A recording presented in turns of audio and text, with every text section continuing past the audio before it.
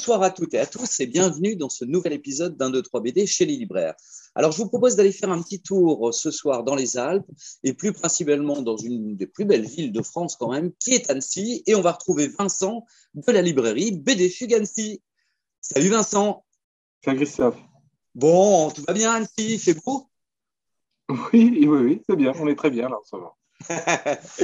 Alors, je vais te demander, comme tous les jeudis soirs, ton premier coup de cœur BD. Oui, j'ai fait une petite sélection plutôt féminine, c'était pas fait exprès, mais c'est vrai que c'est quelque chose qui est ressorti en ce moment. Donc il y a Crushing déjà pour commencer. Crushing qui est sous-titré, hein, c'est sous-titré Amours et solitude dans la ville, parce qu'effectivement, alors un crush, c'est quand d'un coup on a le cœur qui bat un petit peu plus fort en croisant quelqu'un et on est attiré par cette personne-là. Mais c'est pas pour autant que la réciprocité est là, et donc on va suivre en point de départ une jeune femme dans la vie, dans sa vie en fait au quotidien, qui finalement est en manque d'amour et espère trouver un homme, espère trouver quelqu'un, et peut-être qu'il est plus proche qu'elle ne l'imagine, sans forcément l'avoir trouvé. C'est raconté avec beaucoup de tendresse, beaucoup de malice, aussi finalement un regard sur notre société, notre quotidien. Il va être question de Tinder et autres systèmes, hein. On ne sait plus comment aimer véritablement, et c'est raconté de façon muette, à l'instar d'un Océan d'amour de Wilfried Lupano et de Grégory Panaccione. Il est possible effectivement de parler d'amour sans forcément le texte, puisque des fois des regards, des situations peuvent suffire effectivement à comprendre les émotions et les sentiments. Le dessin est extrêmement agréable en lecture, très très doux, et c'est un album qui fait plaisir, qui fait sourire, qui en même temps qui touche et qui fait finalement extrêmement d'actualité, je trouve, sur notre incapacité à trouver autour de nous quelqu'un alors qu'on est entouré d'un monde incroyable. C'est d'autant plus vrai dans cette période où effectivement en plus on est masqué, donc c'est d'autant plus difficile de rencontrer des gens. Et donc voilà, c'est très très joli album. Sophie Alors, Burrows, c'est chez Gallimard BD. très bien. On a pu le repasser à l'antenne. Il y a une double page noire quand même à l'intérieur, au milieu du Oui, livre. oui, oui. J'ai vu que ça passait dessus, c'était pas fait exprès, mais c'est moins graphique. Mais des fois, tout comme un silence peut faire partie d'une histoire, effectivement, il y a des grandes doubles pages, certaines qui sont extrêmement lumineuses, très Mhm. illustrées, et puis d'autres qui finalement vont peut-être incarner quelque chose d'un petit peu plus triste. Les émotions, elles sont omniprésentes en fait tout au long de cette lecture. Ouais, ça a l'air très très beau au niveau du graphisme. Très bon conseil. Allez, deuxième coup de cœur. Deuxième coup de cœur, un ouvrage très étonnant, elle s'appelle Clou. Clou, comme elle se définit elle-même, alors c'est une TDS, c'est le terme officiel, une travailleuse du sexe, elle a dit qu'elle est une pute, c'est le terme qu'elle tient à maintenir. En fait, elle l'assume complètement, elle nous explique finalement pourquoi elle l'assume, parce qu'elle va nous parler justement de son travail, de son expérience, sans jamais chercher non plus à nous dire ce qu'on fait c'est formidable, sans rentrer non plus à l'inverse dans le misérabilisme, sans non plus nous dire allez aux putes. Il n'y a pas d'incitation non plus un seul instant. Et puis, il n'y a pas non plus de passage entre guillemets sordide où elle va nous raconter toutes les passes les plus ingrates et détestables qu'elle a eues. Son but ici, c'est pas de raconter le quotidien non plus d'une prostituée, mais de raconter en fait comment elle voit notre société, comment elle voit la place de la femme, de l'homme au milieu de tout ça. Et elle a finalement, elle, a un regard plutôt bien placé ou mal, au choix, pour pouvoir effectivement se faire un avis. Alors, c'est fabuleux, tel que c'est raconté. J'ai trouvé que c'était extrêmement complet, où elle va nous parler en fait de féminisme tout le long, mais sans être non plus dans le.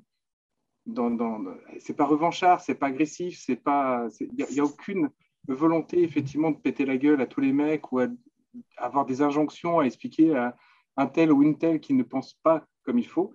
À l'inverse, elle va nous donner des exemples très concrets de ce qu'elle a croisé ou de ce qu'elle a compris, puisqu'elle a beau avoir que 24 ans, elle a quand même compris beaucoup, beaucoup de choses. Et Mhm. elle va nous faire une sorte d'analyse sociologique d'une rare limpidité et en même temps extrêmement complète.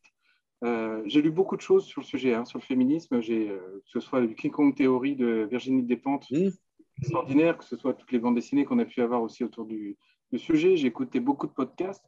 Ça a beau avoir une résonance particulière quand on a déjà bien étudié le sujet. J'ai trouvé que c'était l'ouvrage le plus limpide, le plus facile d'accès, tout en étant extrêmement complet sur le sujet. Donc j'ai envie de dire un petit peu, celle qui veut s'intéresser au féminisme, c'est un peu l'ouvrage qu'il faut lire. Au Bagarre niveau du érotique. dessin, une bagarre érotique. Un dessin un petit peu brut, ça nous fait penser un peu à Liv Strömquist, qui est aussi, dire, une savante de la bande dessinée qui peut vous expliquer beaucoup de choses avec à la fois humour et référence. Il y a tout ça aussi dans le travail de Clou. On apprend beaucoup de choses et ça reste effectivement très bon enfant.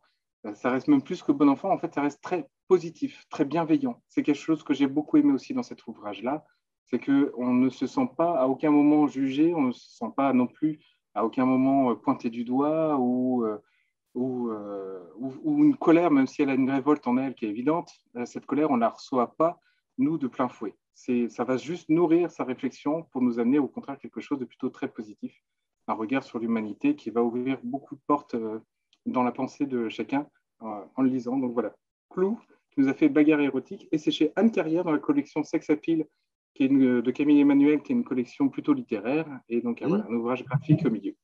Très bien. Et donc, pour finir, encore une autrice. Encore une autrice, et j'ai envie de dire un petit peu, on dit le meilleur pour la fin des fois, mais vraiment cet album Amalia, c'est absolument remarquable. Je trouve juste peut-être la couverture un petit peu trop légère, on va dire, par rapport aux propos. On ne se doute pas en fait de la force, de l'immensité de la force de cet ouvrage. Aude Picot va nous parler de nous tous, de l'homme, de la femme, de notre société, de l'industrie, de la politique. Tout est présent là-dedans par le biais finalement d'un fil rouge qui va être la charge mentale d'Amalia. Amalia, notre personnage principal, elle est remariée, elle a une famille recomposée, ils ont une petite fille, Lily, qui court partout, qui est pleine de vie. Ils ont une grande ado qui pense qu'il y a une chose, c'est faire des tutos de maquillage sur Internet. Les études, bon, de toute façon, ça ne sert à rien. Un père qui est complètement dans le déni, il est dans une industrie du pain, il voit tout qui est en train de s'écrouler, mais il fait confiance au système, les patrons trouveront une solution. Voilà, elle est, elle, noyée dans tout ça, à essayer de faire que tout puisse fonctionner en étant en plus elle-même dans une entreprise où il y a une forme de lavage de cerveau pour effectivement tirer le meilleur du potentiel des employés sans forcément faire attention à l'humanité qu'ils devraient encore incarner.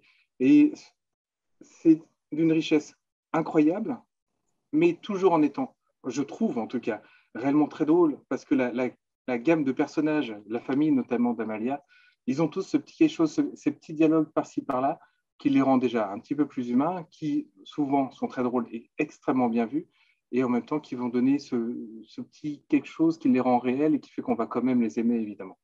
Donc voilà, Amalia, un ouvrage qui nous confronte à ce qu'on est en train tous de traverser et qui essaie de nous enlever un petit peu quelques œillères qu'on s'est mises parce qu'on aime bien être un petit peu dans le déni de certaines choses, mais non, il y a quand même des choses qui se passent sous nos yeux et peut-être temps de réagir pour certaines, à commencer déjà au sein même de notre propre cocon familial. Voilà. 3 albums qui nous amènent à réfléchir. Là. C'est pas beau. Très bien. Vincent, je te remercie beaucoup pour tes 3 coups de cœur. Et puis, je poserai des petites questions pour faire gagner des albums à la fin du mois. Donc, peut-être que tu auras une lectrice ou un lecteur qui viendra te voir parce qu'il aura répondu à la bonne question. Je le souhaite. Avec plaisir. Faisons gagner des belles BD. À très bientôt en tout cas et je te remercie pour ces 3 coups de cœur. Salut. Merci Christophe.